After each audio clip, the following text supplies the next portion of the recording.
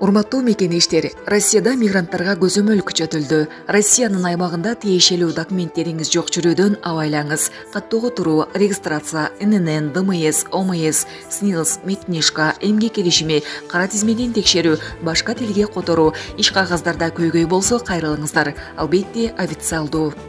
Урматтуу мекенеш, документиңизди тактап толуктап алыңыз. Байланыш номерибиз +7 906 875 15 15.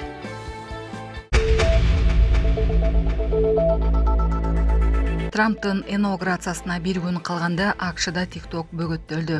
АКШдагы TikTok колдонуучулары колдонмо бөгөттөлгөндүгүн билдиришти. Алар социалдык тармакка кирүүгө аракет кылганда Вашингтон кабыл алган мыйзамга байланыштуу учурда платформаны колдоно албайсыз деген билдирүүнү көрүшкөн. Бул тууралуу чет элдик басылмалар жазышты. Тиркемеге тыюу салуу бүгүн кызматтан кетип жаткан президент Джо Байден кол койгондон кийин бүгүн 19 январда күчүнө кирген. АКШ TikTokко тыюу салган мыйзамды кабыл алды. Тилекке каршы бул сиз TikToкту азыр колдоно албайсыз дегенди билдирет деп айтылат колдонмодо. Колдонмо мындан ары Apple App Store дүкөнүнө көрүнбөйт. Эске салсак, АКШнын жаңы шайланган президенти Дональд Трамп буга чейин Кытайдын төрагасы Си Цзиньпин менен телефон аркылуу сүйлөшкөн. Анда АКШдагы TikTok маселеси менен болгон кырдаалды талкуулаган. Бишкектин борборундагы көп кабаттуу үйдөн өрт чыгып, 60 адам эвакуацияланды. Бүгүн 19 январда Бишкек шаарынын Нисанов көчөсүнө жайгашкан көп кабаттуу үйлөрдүн биринде өрт чыкты. Бул тууралуу ОКМ билдирди. Өрт өчүрүүгө саат 11:22 2 көчүрмөнү эсеп, бир автоушаты жана штаб тартылган. Учурда өрт өчүрүүчүлөр тарабынан болжол менен 55-60га жакын адам эвакуацияланды. Өрт саат 12:00 чектөөгө алынган. Учурда өрттү толук өчүрүү иштери жүрүүдө. Шавкат Мирзиёев Манчестер Ситинин кожою менен Абдукодир Хусанов тууралуу сүйлөштү. Коңшу Өзбекстандын президенти Шавкат Мирзиёев Баиде өткөн саммитте Англиянын Манчестер Сити клубунун кожою менен өзбекстандык жаш футболчу Абдукодир Хусанов тууралуу сүйлөштү.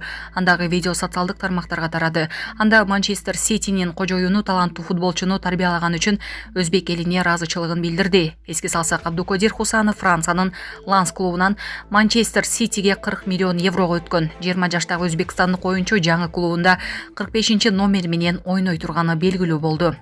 Москва шаарында жашап жана эмгектенесизби? Медициналык кызматтар керек, бирок алар сизге кымбат жана сапатсыз сезилет. Умбем клиникалар тармагы сиздерге өз кызматтарын сунуштайт. Бүгүнкү күндүн талабына жооп берген заманбап жабдыктар менен кесипкөй дарыгерлер сиздерди күтөт. Бизде сиз стоматолог, тиш дарылоонун бардык түрлөрү, уролог, невролог, лор, терапевт, хирург, окулист, педиатр, УЗИ жана башка дарыгерлердин кеңешин алып дарылануу мүмкүнчүлүгү бар. Умбем клиникалар тармагы бул жогорку сапаттагы медициналык жабдыктар менен камсыз болгон профессионал дарыгерлер. Сиздердин ыңгайлуулук үчүн Умбем клиникаларынын Москва шаары боюнча 3 медициналык борбору иштейт. Өзүңүзгө ыңгайлуу даректи тандап медициналык кызмат алсаңыз болот. Ушул ай ичи бизге келип төмөндөгү кызматтарга арзандатуу менен медициналык кызмат алыңыздар. Ден соолугуңузга кам көрүүнү эртеңкиге калтырбаңыз. Умбем клиник Москва. Владимир Путинди буга чейин белгисиз болгон агасы тууралуу маалыматтар пайда болду. Ленинградды коргоо жана блокадалоо тарыхы институтунун илимий кызматкери Валерий Григорчук Ленинграддын үй музейинде болжол менен Орусиянын президенти Владимир Путиндин улуу агасы тууралуу жазууну тапканын айтты. Бул тууралуу РИА Новости жазды. Тарыхчы үй музейиндеги китепте сүрөт тапкан. Анда орус лидеринин үй бүлө мүчөлөрү жазылган. Ал жерде Путиндин атасынын жана апасынын фамилиясынын жанында Олег Владимирович Путин 1937 жылы туулган деген сап бар. Бирок ал чийилип коюлган. Григорчуктун айтымында бул адам каза болгон дегенди билдирет. Басылманын булагы белгилегендей, согушка чейин Путиндин ата-энесинин баласы ымыркай кезинде чарчап калганы тууралуу бир нече жолу айтылган. Буга чейин орус президентинин бир тууганынын туулган жылы жана ал тууралуу расмий маалымат табылган эмес. 2023 жылдын декабрында Путин жыл жыйынтыгын чыгарып жатып, улуу ата мекендик согуштагы жеңиштерге байланыштуу юбилейлер ал үчүн жеке мааниге ээ экенин, анткени анын улуу агасынын сөөгү Санкт-Петербургдагы мүрзөдө жатканын айткан. Ташиев Кыргызда жик чегарасын Ноорузга чейин тактоого үмүттөнүп жатканын айтты. Улуттук коопсуздук комитетинин төрагасы Камчыбек Ташиев Кыргызда жик чегарасын тактоо иштери тууралуу маалымат берди. Ал 18 январда журналисттердин суроолоруна жооп берип жатып, учурда тажик тараптын өкүлдөрү Бишкекте жүргөнүн, 50 чакырым тилкени сызуу иштери жүрүп жатканын айтты. Чек ара тилкени сызуу иштери активдүү жүрүп жатат. Биз негизги келишимге жетиштик. Бүгүнкү күндө делимитациялоо жана демаркациялоо боюнча Тажикстандык өкмөттүк топ Бишкекте жүрөт. 2 күндөн бери иштеп жатышат. Азыр бизде 50 чакырым калды. Аны сызууну жакын апталарда бүтүрүшөт. Мен Нооруз майрамына чейин ратификациялоону жүргүзүп, президенттерибиз кол коюп, ноталар менен алмашабыз деп үмүттөнөм. Биз ошону менен чек араны тактоону юридикалык жактан толугу менен аягына чыгарабыз, деди Ташиев. Былтыр декабрь айынын башында кыргыз өкмөтү кыргыз-тажик чек арасын тактоо толугу менен аяктаганын билдирген. Делимитациялоо жана демаркациялоо боюнча эки өлкөнүн өкмөттүк делегацияларынын тең төрагалары Камчыбек Ташиев менен Саймумин Ятимов 4 декабрда Баткенде жолукканы, бардык маселелерге байланыштуу орток пикир табылганы маалымдалган. Жогорку кеңеште Ташиев учурда юридикалык документтер даярдалып жатканын, ал парламентке жаңы жылда январь айында жөнөтүлөрүн кабарлаган. Ошондо сүйлөшүү такталган ар бир тилке тууралуу кеңири түшүндүрмө берүүнү убада кылган. Расмий düşөмү коңшу өлкө менен чек араны тактоо иштери аяктаганы тууралуу кандайдыр бир комментарий бере элек, тажик маалымат каражаттары негизинен бул кабарды кыргыз тарапка эле шилтеме кылып жазып жатышат. Түштүк Корея сот кызматтан четтетилген президентти камоого ордер берди. Түштүк Кореяда сот кызматтан убактылуу четтетилген президент Юн Сок Йолду камоого расмий ордер берди. Ишти Сеул округдук соту жекшембиде карады. Эми ага 20 күндүн ичинде расмий айып тагылышы керек. Процесс маалында кызматтан четтетилген президенттин жүздөгөн тарапташы чогулуп, соттун имаратынын айнектерин сындырып, ичине кирүүгө аракет кылышты. Ошол эле учурда Юнга каршы болгондор дагы митинг уюштурду. Коомдук коопсуздукту жүздөгөн полиция кызматкери кайтарып турду.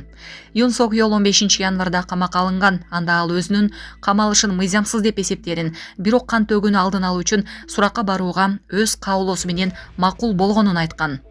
Бул Түштүк Кореянын тарыхында иштеп жаткан президенттин ыйгарым укуктары убактылуу токтотулуп, камакка алынган биринчи учур болуп калган. Андан 2 аптадай мурда тергөөчүлөр Юн Сок Йолду президенциясынан анын тарапташтарынын каршылыгынан улам суракка алып кете албай коюшкан.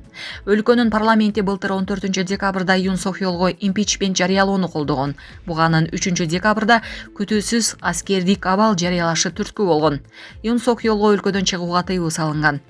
Юн Сок Йолду президенттик кызматтан толугу менен четтетиш үчүн өлкөнүн конституциялык соту импичментти бекитиши керек. Сот чечим чыгарганга чейин ал президент бойдон калат. Учурда президенттин милдетин азыркы өкмөт башчы Хан Дак-су аткарууда. Булак Азаттык. Израиль аскерин Газадагы Рафах шаарынын борборунан алып кете баштады. Цахал Газа секторунун түштүгүндөгү Рафах шаарынын борборунан чыгууда, бул тууралуу РИА Новости Ал Джазира телеканалына таянып жазды. Израиль аскерлерин шаардын борборунан чыгара баштады деп айтылат маалыматта.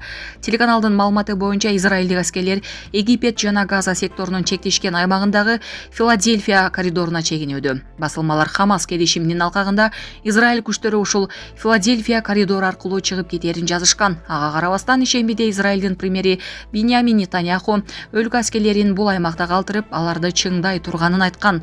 Израиль менен Хамас кыймылы Катар, Египет жана АКШнын ортомчулугунда 19 январдан баштап 42 күнгө атышууну токтотууну макулдашып, аскердик аракеттерди биротоло токтотууга аракеттенишерин жарыялашкан.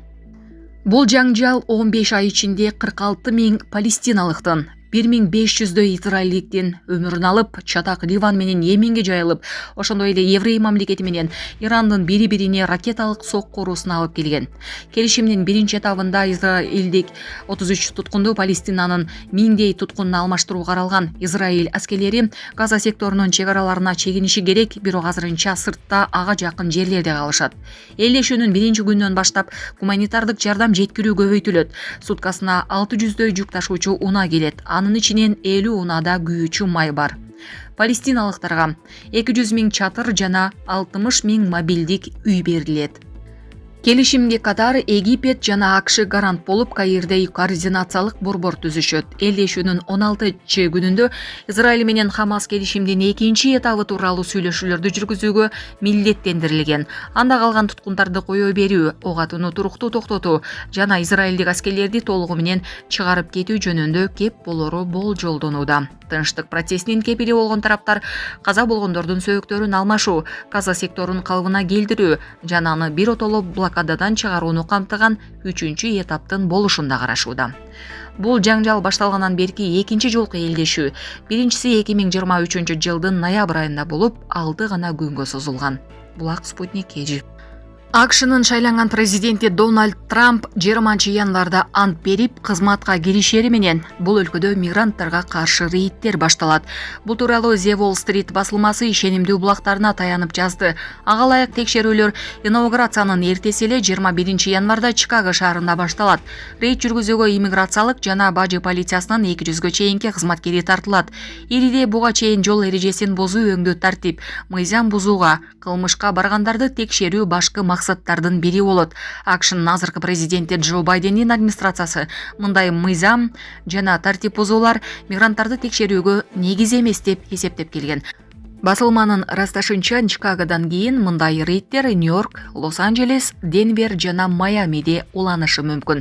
Трамп шайлоо өнөктүгү маалында эле Кошмо Штаттардын тарыхында болуп көрбөгөндөй жапыр депортациялоо программасы ишке ашыраарын билдирип келген. Анын негизинде 15-20 миллионго чейин мигрант AQShдан чыгарылышы ыктымалдыгы айтылган. Шайланган президент Ак үйгө келер менен эле мыйзамсыз миграцияга каршы күрөшүүнү убада кылган. AQShdагы кыргызстандыктардын көбү Иллинойс штатында жашайт жана алардын жалпы саны расмий маалыматка ылайык 40 миңден ашат. Бейрасмий маалыматтарда алардын саны мындан кыйла көп. Соңку жылдары AQShга негизинен Мексика аркылуу мыйзамсыз барган жана барууга аракет кылган кыргызстандыктар көбөйдү. 2023 жылы Борбор Азиядан AQShга барган мигранттардын саны көбөйгөнү, 50 миңдейи мыйзамсыз кирген айтылган. Алардын 17 миңдейи Өзбекстандын, 7 миңдейи Кыргызстандын, 3 миңдейи Тажикстандын, 2700-ü Казакстандын жана 2 миңи Түркмөнстандын жарандары болгон. Булак Азаттык.